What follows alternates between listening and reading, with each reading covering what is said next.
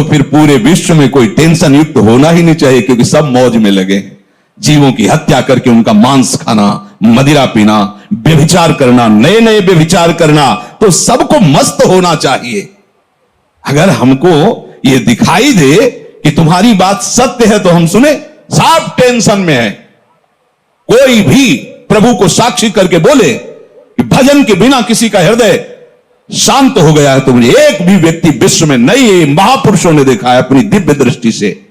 स्वयं भगवान कह रहे हैं, भोगों को भोगने वाला अशांत होता है, वह अशांतस्य कुतः सुखम। जो अशांत है, जो आशाओं की भोगों की फांसी में बंधा हुआ, का सुखी हो सकता है। दुष्संग से किसी का भी नाश हो सकता है, कोई भी हो, कोई भी हो। ये कभी न सोचे कि दुष्संग से हमारा पतन क्या हो सकता है, किसी का भी, कभी भी। सोचो, जो भगवान के दर्शन कर रही है और भगवान जिनके झुककर चरण छूते हैं, और जो भगवान को ऐसे हृदय से लगा लेती है और माथा चूमती है, माता कैकेयी, उनको यद्यपि वो तो लीला परिकर है, दुष्संग का वहां आरोप नहीं कर सकते, क्योंकि प्रभु की लीला का संपादन करने के लिए वो पूरा परिकर है, चाहे वो मंथरा जी हो चाहे कैकेयी, ये सब बंधनी है। सोचो, एक बार प्रभु को जिन्होंने देख लिया उसको हम दुष्संग कैसे कह सकते हैं। और उन्हीं प्रभु को मंथरा जी भी तो देख रही है, पर वो लीला पात्र हैं। पर वहां दर्शन कराया जाता है कि दुष्संग कितना प्रबल है। सुना आपने महाराज दशरथ क्या कर रहे हैं? कल सुबह कौशल्या पुत्र राम को राज्याभिषेक, चक्रवर्ती सम्राट का युवराज पद, कैकेयी जी ने कहा। यह सुनकर के तो ऐसा लगता है कि आज तू जो मांगे मैं दे दूं तेरे को, मेरा राम राजा बनेगा, इससे बढ़कर और क्या बात हो सकती। अभी समझी नहीं आप? अगर भरत राजा बनते और ये बात तुम कहती तो समझ में आती मेरी मंथरा ने। जब राम राजा बनेंगे तो दासी से ज्यादा तुम्हारी योग्यता नहीं रहेगी, क्योंकि कौशल्या उनकी मां है, वो महारानी के पद पर विराजमान हूं। वो आपको पता है महाराज राम को कितना प्यार करते हैं, उन्हीं के संबंध से कौशल्या जी वैसे ही प्रधान है। मुझे तो लगता है कि भरत को जेल में रखा जाएगा और आपको दासी बना के रखा जाएगा। उनका घर फोरी, अगर जबान से एक भी शब्द निकला तो तेरी जबान काट देंगी। मोरे राम भरत दो आंखी, जैसे दाई और बाई आंख को भेद करके नहीं वर्णन किया जा सकता, ऐसे तुझे पता है राम और भरत मेरी दोनों आंखें, घर फोड़ी तेरी जबान काट लेंगे अगर बोली। चुप हो गए। फिर बोले, को नृप होए हमें कहानी, चेरी छोड़ी न होई बरानी। कोई भी राजा हो, मुझे क्या, वो तो मैं तुम्हारे हित की बात कहती हूं, मुझे तो दासी ही रहना है। पर ये तुम नहीं जान पा रही हो, तुम बहुत भोली हो। उधर में जाके सब पता लगा के आए हूं, क्या षड्यंत्र रचा जा रहा है। ठीक है, तुम जबान काट लोगी, लेकिन मैं बोलने से नहीं रुकूंगी, जो हो रहा है मैं तुम्हें बताऊंगी। देखा, इतना प्यार, तो क्या बस बात मेरी मान लो। अगर टल गई ये बात तो फिर जीवन भर पछताओगे। सुबह राज्याभिषेक का समय है, कोप भवन में जाओ। महाराज ने वरदान देने की बात आपको कही थी, आप वरदान मांग लेना, मान लो मेरी बात। चढ़ने लगी बात और उठकर चली गई कोप भवन में। जब महाराज को पता चला, महाराज आए, तुम्हें कोप भवन में आने की क्या आवश्यकता थी? तुम तो केवल सूचना दे देती, क्या मांग है तुम्हारी? ऐसे बलवान थे महाराज दशरथ कि देवराज इंद्र सहायता के लिए बुलाते थे जब असुरों से संग्राम होता, और भगवान के पिता बनने का सौभाग्य मिला। सब बल ऐश्वर्य संपन्न महात्मा थे महाराज दशरथ जी। और उनका केवल आप मीठी मीठी बातें करते रहते, अपने वचनों पर तो दृढ़ नहीं रहते। कैसी बात करो, रघुवंशी और अपने वचन पर दृढ़ ना होना। रघुवंशियों की आन बान शान है कि प्राण त्याग देते पर वचन नहीं त्यागते। क्या है उनका? आपने कहा था 2 वरदान, तो हंस दिए। उनका 2 क्या, 2 की जगह 4 मांग लो, क्या चाहिए तुम्हें? उनका सुना है सुबह राम का राज्याभिषेक होगा। हां, महामंगल, भगवान शिव की कृपा से ये अद्भुत सुख प्राप्त होने जा रहा है अयोध्यावासियों को, राम राजा बनेंगे। उनका हां, तो यही तो बात मैं कह रही हूं, राम का 14 वर्ष का वनवास और भरत का राज सिंहासन पर आरोप। महाराज सोच भी नहीं सकते थे, ऐसे अवाक रह गए, ये क्या। बस यही तो हम कह रहे हैं ना, मीठी मीठी केवल बातें करते हो। दशरथ जी ने कैकेयी जी के चरणों में हाथ रखा, वर्णन आया है, और कहा मेरे प्राण मांग लो तो देने में मैं हिचकूंगा नहीं, लेकिन राम को वनवास ऐसा मत करो।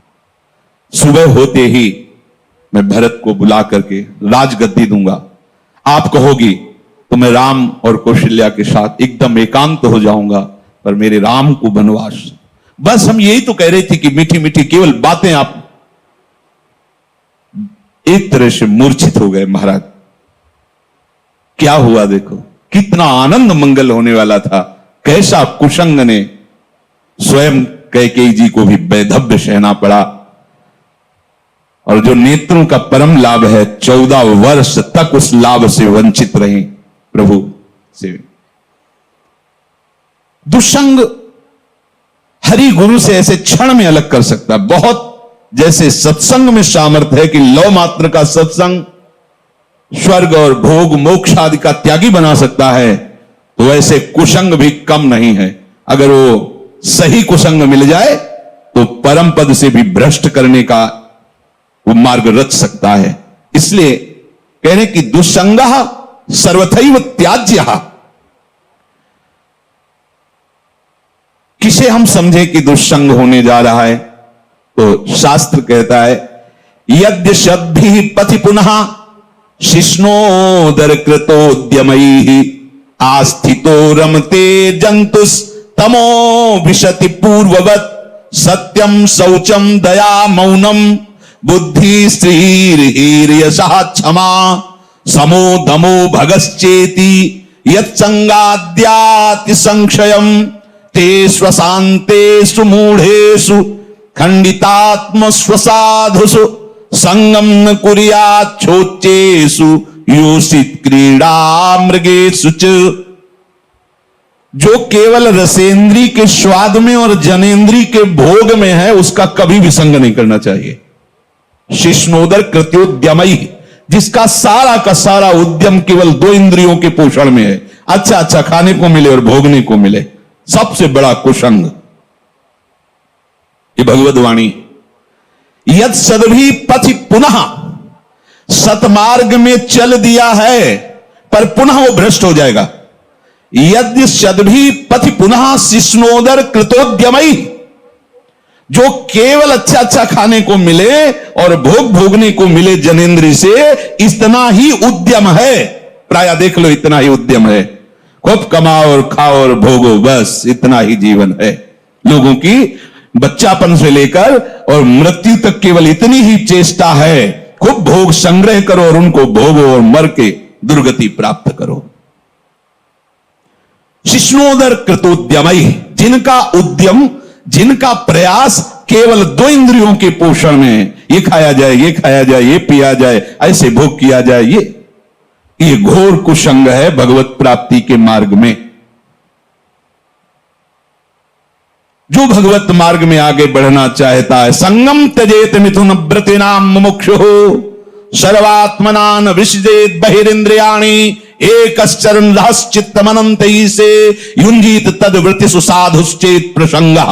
महाराज शौभरी जी अपना अनुभव करके कहते हैं कि यदि भगवत प्राप्ति करनी है तो ऐ मुमुक्षु, कभी मैथुन धर्म से युक्त प्राणियों का संग न करना, क्योंकि मछली के मैथुन को देख करके इनका मार्ग रुक गया और अपने मार्ग से भ्रष्ट हो गए। 50 ब्याह मानधाता की राजकुमारियों से किया।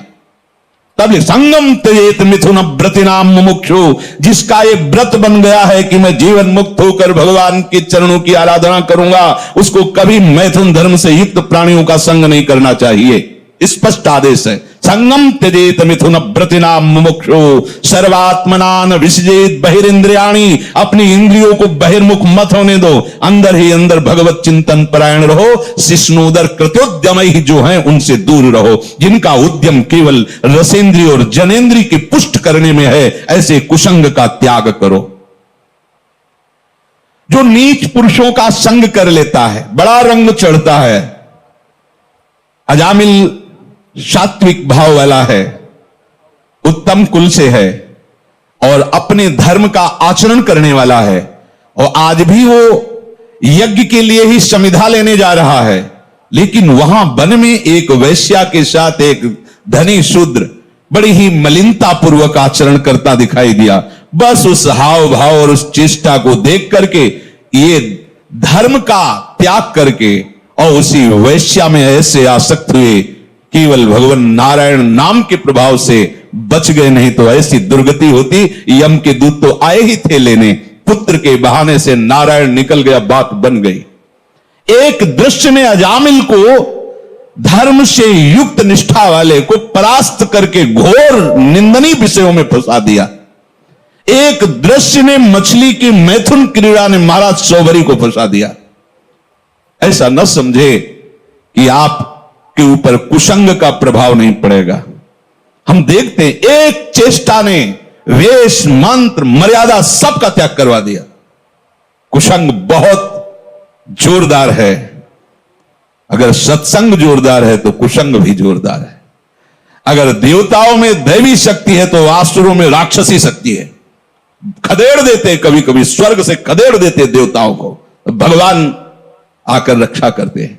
ऐसे ही खदेड़ देता है दुस्संग कभी कभी सत्संगियों को, दौड़ा देता, भगा देता है। बहुत बड़ा बल है। ये दुष्ट जन ऐसी प्रेरणा देते हैं। इनके संग से ध्यान दीजिए, सत्यम शौचम दया मौनम बुद्धि श्री धीर यशा क्षमा समो दमो भगश्चेति यत् संगाद्याति संक्षयम। जहां इन दुष्ट पुरुषों का संग मिला, सत्य गया, सत्य मार्ग छूट जाएगा। ऐसा है बहुत। जैसे सत्संग की महिमा है, ऐसे दुस्संग की महिमा है। महाप्रभु चैतन्य देव भगवान के साक्षात स्वरूप हैं, प्रेमावतार है, और कृष्णदास नाम का सेवक, महाप्रभु ने उसको ही संग चलने के लिए कृपा करके अनुमति दी थी तीर्थ यात्रा में। और जब कुसंगियों का संग मिला तो इसने महाप्रभु को छोड़ दिया। महाप्रभु ने अपने तेज बल से उसकी रक्षा की, भगवत तेज बल से, नहीं तो वो उनके पक्ष में हो गया था और वो महाप्रभु के ऊपर भी प्रहार करने तक के लिए उद्यत हो गए थे, और भगवत तेज से रक्षा की उसकी। तब समझ में आता है कि भगवान के पास से भी कुसंग घसीट सकता है। अगर कुसंगियों की बातें सुनी जाए, कुसंगियों की बात का अगर श्रवणेन्द्रिय के द्वारा हृदय में पहुंचने का अवसर मिल जाए, तो भगवान के पास से भी दूर कर सकता है। देख लो, महाप्रभु में और प्रभु में कोई अंतर नहीं, प्रभु से बढ़कर महाप्रभु है। प्रभु के होते हुए भी उनसे प्रेम नहीं हुआ, और महाप्रभु के दर्शन मात्र से श्री कृष्ण प्रेम होना, ऐसा आचार्यों ने, महापुरुषों ने गाया है। पावत ही तिनको दरस उपजय भजन आनंद, बिन ही श्रम छुट जाए सब, जे माया के फंद गौड़ देश सब उद्धर प्रगट कृष्ण चैतन्य, तैसे ही नित्यानंद हो रस में भय अनंत। दर्शन क्या वो उच्छिष्ट पाता था, महाप्रभु के साथ चलता था, पर कुसंग कितना भारी। ओहो, जब भरत जी ने सुना कि मेरे प्राणाराध्य भगवान को वनवास मेरी मां के वचनों से हुआ, मेरे परम कृपालु परम प्रेमी पिता का शरीर त्याग मेरी मां के वचनों से हुआ, तो जे ही ननिहाल से आए तो दौड़ कर कैकेयी मां मिलने के लिए आई, तो रोक दिया। और शब्द जो बोला वो बहुत ही कठोर बोला, पापिनी, आज के बाद तेरा कभी भरत मुख नहीं देखेगा। 14 वर्ष व्यतीत होने के बाद जब प्रभु पधारे तो सबसे पहले कैकेयी मां के पास गए। बड़े करुणा में मर्यादा पुरुषोत्तम, हृदय से लिपट कर कैकेयी जी रोई और कहा, बेटा एक इच्छा है, जब से ये लीला हुई तब से आज तक भरत ने कभी मां नहीं कहा। तुम आदेश करोगे तो एक बार वो मां कह देंगे तो मेरा हृदय जो जल रहा है शांत, एक बार केवल मां कह दे। प्रभु कुछ बोल नहीं पाए, विचार किया। भरत जैसे महाभागवत एक बार जो निश्चय कर ले उसे टाला नहीं जा सकता, और भरत मेरी आज्ञा को नहीं टाल सकता। अब ऐसी परिस्थिति में निश्चित वो प्राण त्याग देगा। अगर हमने कहा कि कैकेयी जी को मां बोल दो तो मेरी आज्ञा उल्लंघन नहीं करेगा, और निश्चय इतना प्रबल है इसलिए दोनों बातों की रक्षा के लिए प्राण त्याग देगा। दूसरी, भगवान ने कहा ही नहीं, जीवन में कभी मां नहीं कहा। साष्टांग प्रणाम करके हाथ जोड़कर ग्रीवा झुकाकर खड़े होते थे प्रहलाद जी हिरण्यकश्यप के सामने। जब उसने भगवान श्री हरि की निंदा की तो दैत्यराज कह के संबोधन किया, पिताश्री कह के संबोधन नहीं किया।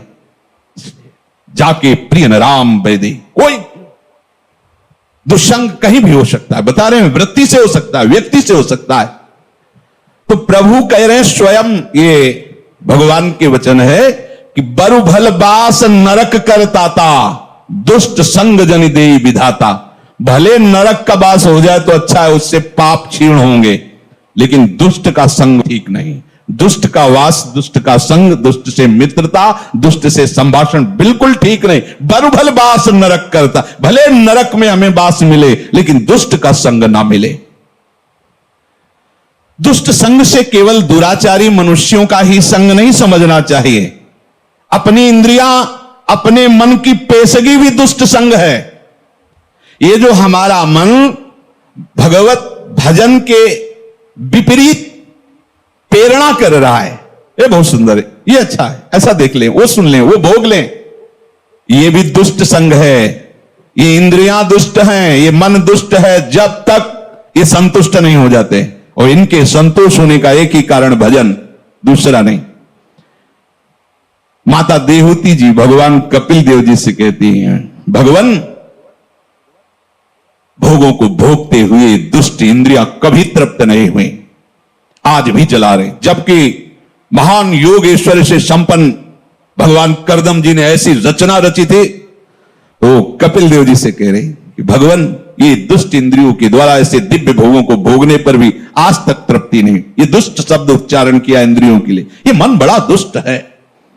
जब तक ये भगवदाकार नहीं हो जाता तब तक अपना मन, अपनी इंद्रियां, इनसे सावधान रहे। ये कुसंग है। हर बात मन की मानना, इंद्रियों की मानना, हर बात मन और इंद्रियों की अपनी मानना, ये बहुत घाटे का सौदा है। जब ये तुम्हें मन और इंद्रियां भोगों का चिंतन करा रहे, तुरंत काटिए। हमने आपको बताया सत्संग में कि नाम जोर से उच्चारण कीजिए तो संस्कार नहीं बनने देगा, उसकी चाल है। और जहां आप उसमें थोड़ा सा मिल गए तो ध्यायतो विषयान पुंसः संगस्तेषु उपजायते। जहां विषय ध्यान शुरू हुआ, पूर्व का भोगा हुआ या सुना हुआ या पढ़ा हुआ या देखा हुआ, जहां उस पे एकाग्र हुए, कुछ करो या न करो, जो उसका परिणाम हो तो हो गया। तुम्हारा अंतःकरण गंदा हो गया। क्रिया तो बाद में होती है, अंतःकरण पहले गंदा होता है। ध्यायतो विषयान पुंसः संगास्तेषु उपजायते। जहां विषयों का ध्यान सुखपूर्वक किया, ऐसे से ऐसा हो, ऐसे से, बस वो अंतःकरण को मलिन करके संकल्प बना देगा। और जहां संकल्प बना और संकल्प में बाधा पड़ी, प्रतिकूलता आई, तो क्रोध अपना अधिकार कर लेता है। संगात संजायते कामः, कामात् क्रोधो विजायते, क्रोधात् भवति सम्मोहः, सम्मोहात् स्मृति विभ्रमः, स्मृति भ्रंशात् बुद्धिनाशो, बुद्धिनाशात् प्रणश्यति, सर्वनाश हो गया।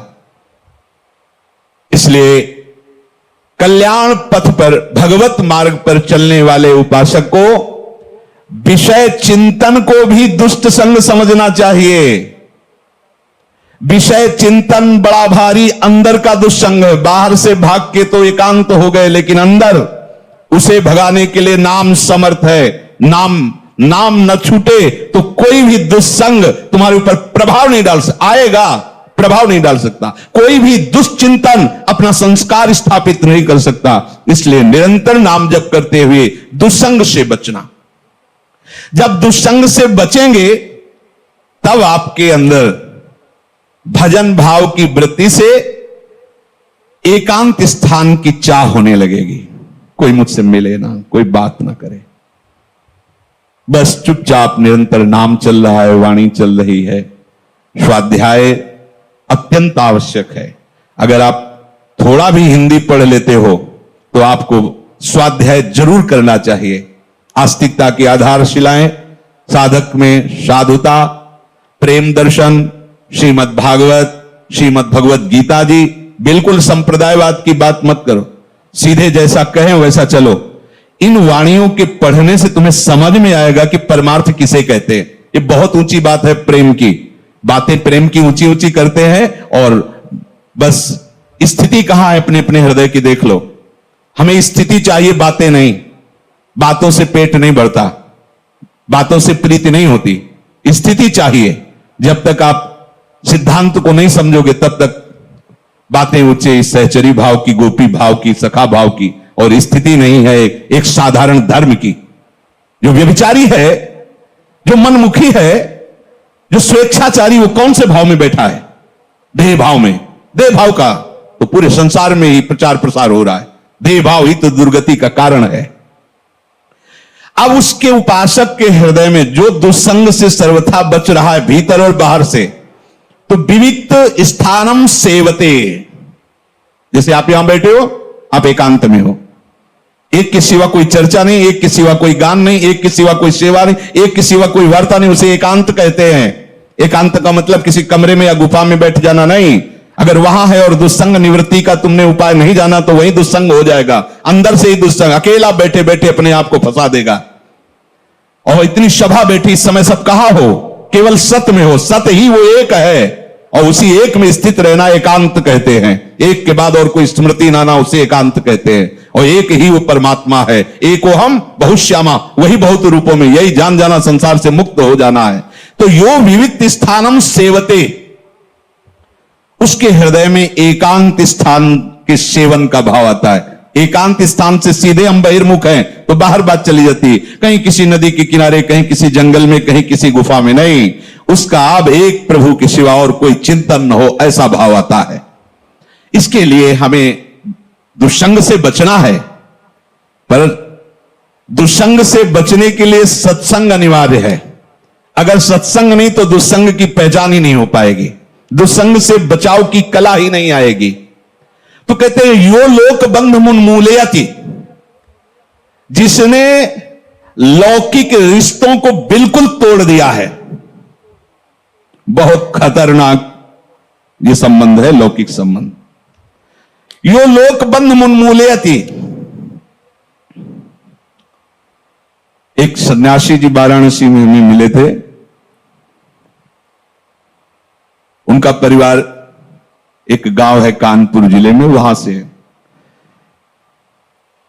बहुत पहले जैसे सुना जाता है कि परिवार वाले आए तो संत भाग गए, वो नहीं मिले, दूर रहे। क्या है, ज्ञानी हो, महात्मा हो, क्या मिलना चाहिए। पर यह बात जो महापुरुषों के जीवन से में समझ में आती है कि चाहे जितना हम दूर रहें उनसे, पर मायाकृत संबंध का ऐसा संस्कार बैठ जाता है कि ये हमारे भाई हैं, ये दिमाग में रहता है। भले वो शिष्य बन जाएं, पर गुरु भाव गौड़ होगा, मुख्य भाव होगा कि मेरा छोटा भाई है, बड़ा भाई है, मेरे ताऊ हैं, काका हैं, चाचा है, या जीजा, जो भी लौकिक संबंध। वो प्रयाग में घाटों में मिलते थे, विश्वनाथ जी का प्रसाद दिया करते थे। स्वामी जी बहुत चिंतित दिखाई देते थे। दिन पूछा, स्वामी जी आपकी चिंता का कारण क्या है? उनका बहुत बड़ी गलती हो गई है, मैं उसी गलती से जल रहा हूं। तो क्या गलती हो गई आपसे? ऐसा क्या अपराध है जो आप सन्यासी दंडी महात्मा?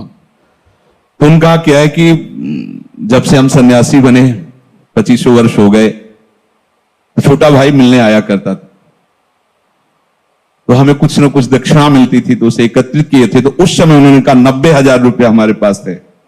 उसने आके रो के कहा कि बेटी का ब्याह है और मुझे दे दीजिए, तो कुछ व्यवस्था करा दीजिए। तो हमें लगा कि कन्या का ब्याह, कोई बात नहीं, दे दिया। ब्याह हुआ, दूल्हा मर गया ब्याह के बाद ही। जब हम अपने बड़े जनों से बात की तो उनका तुम्हारे द्वारा एक कृत्य जो हुआ बहुत गलत हुआ। विरक्त का जो पैसा होता है वो जहर होता है, वो गृहस्थ का नाश करने वाला होता है। तुमने ऐसा कैसे कर दिया? ये तुम्हारे पैसे का प्रभाव है किसकी? बोले तब से मैं जल रहा हूं, अब इसका क्या उपाय हो सकता है? मेरे द्वारा बहुत बड़ी गलती हो गई। ये जो लोक संबंध है ये बड़ी ऊंचाई से घसीट लेता है। भजन के लिए कोई भी भजन करो। पुराने गंगा किनारे आश्रमों में जो संत जन रहते थे, हमने देखा कि उनके जब घर के लोग मिलने के लिए आते तो ऐसे बाहर आकर के बुर्गुज होते हैं ना गंगा के किनारे से, घाट के जो ऐसे चबूतरा, उनमें बैठ जाते ऐसे और कहते कि देखो भाई हमारे यहां कुटिया का गुड़ भी मत खाना, क्योंकि गांव में गुड़ ही आदि ही रहता, गुड़ भी मत खाना, जो लाए हो पाना और गंगा जल पीना चले जाना। यहां आश्रम का एक भी वस्तु स्वीकार मत करना, तभी तुम्हारा मंगल होगा। उन महापुरुषों ने जो अनुभव किया उसे अपने लोगों को धारण करना है। यो लोक बंध मुन्मूलयति, अहेतु की कृपा हुई हम भगवत मार्ग में चले, और अगर चूक गए तो फिर बहुत गड़बड़ हो जाएगा। ये बहुत दूरी से घसीटते हैं परिवार वाले। हां, यदि आप हमें अपना मानते हो तो हमारे प्रभु को अपना मानकर बैरागी बनकर भजन कीजिए, भजन मार्ग में चलिए। आप गृहस्थी में हो तो आशा मत रखिए कि यहां से एक चुल्लू जल भी तुम्हें मिल जाएगा। अगर संबंध में मिठास रही तो गिरा देंगे, पक्का समझो। ओ महाराज जी बस इतना सहयोग हो जाए, हम अगले साल की फसल बेच करके आपको सब जिंदगी में वापस नहीं होंगे। वो भी गए, वो भी अपने धर्म से गए। बहुत बचने की जरूरत है। कहीं ना कहीं हमारे अंदर ये रहता है कि ये मेरे भाई हैं, कहीं ना कहीं रहता है हमारे पिता है, ये हमारी माता है, और जब वो अपनी गाथा गाएंगे आके तो कहीं ना कहीं जो मोह का प्रभाव सत्संग से दबा था वो प्रकट हो जाएगा। और ये सब बराबर क्षमता रखते हैं, काम क्रोध लोभ मोह मद मत्सर, कोई भी घसीट कर तुम्हें वहीं पहुंचा सकता है। इसीलिए यहां आदेश कर रहे हैं, यो लोक बंध मुन्मूलियत, जड़ से उखाड़ दो, संबंध ही नहीं। जैसे औरों को देखने से हमें उतना, प्रभु की बड़ी कृपा, वृंदावन धाम आए, राधा नाम जपो, वस्तु बनाए। अगर ये कि ये मेरे और विशेष तो भगवत संबंधी होना चाहिए। नाते नेह राम के मनियत, सुहृद सुसेव्य जहां लो। अगर शरीर संबंध विशेष है तो अभी तुम शरीराभिमानी हो, विशेष तुम्हारे लिए वही हो गया। अगर भगवत भाव में हो तो भगवत भक्त विशेष होगा, ना कि शरीर संबंध विशेष होगा। ये अंदर देखने की बातें हैं, बाहर की नहीं। जो लौकिक समस्त बंधनों को जड़ से उखाड़ के फेंक देता है, इसमें लिखा है मुन्मूलयति, जड़ से उखाड़ फेंकना, कोई संबंध नहीं। ये शास्त्र हमें मुक्त करने के लिए कृपा करके वर्णन करता है। वही गुरु शासन कृपा करके होता है। आप ऐसी बात नहीं करोगे, आप ऐसे अगर मिलना है तो आप हमसे पहले अनुमति लीजिए और कई मिनट मिलेंगे और यहां मिलिए, यही बात। इसका मतलब क्या है? तुम कोई बहुत बड़ी उनके लिए सुख वाली वस्तु थोड़ी हो कि तुम चले जाओगे तो उनका सुख चला जाएगा। नहीं, तुम्हारे सुख के लिए तुम्हारे लिए विधान बना। नहीं, ऐसा नहीं। हां, वो अपनापन रखते हैं, देख ले तुम जीवित हो, स्वस्थ हो, भजन परायण हो, बस दूर रहो, तो तुम्हारा भी कल्याण हो जाएगा और उनका भी कल्याण हो जाएगा। और अगर मोह बनाए रखे तो न तुम्हारा कल्याण होगा न उनका कल्याण होगा। इसे यो लोक बंध मुन्मूलयति, जड़ से उखाड़ फेंको इस संबंध को आंतरिक भाव से। और एक दिव्य संबंध जो हमारा स्थायी है, सब मेरा प्रभु रमा हुआ है, हम उसी भगवत भाव से सबका पूजन करें। अगर भगवत भाव नहीं है, वो आप जानते हैं, और ये है कि ये मेरा शरीर संबंधी है, तो उदासीनता अत्यंत आवश्यक है। उदासीनता ही उसकी जड़ को नष्ट कर देगी, ना मैत्री ना शत्रुता। उदासीनता, जिसे हम जानते ही नहीं, ऐसे भाव हम जानते हैं पर हम जानते ही नहीं, ऐसे भाव से